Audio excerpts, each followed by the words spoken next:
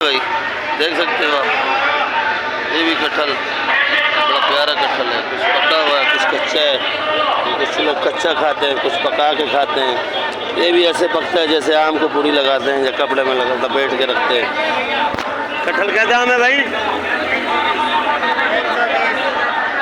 120 रुपये किलो कटहल है। ये हाइब्रिड, ये वाली हाइब्रिड 100 रुपये किलो। ये केरी देख रही है हल्की, ये 30 रुपये किलो की है। कटहल ये कट्टे में आया हुआ देखो, है छोटा छोटा। ये तो वैसे बहुत बड़ा बड़ा कटहल होता है।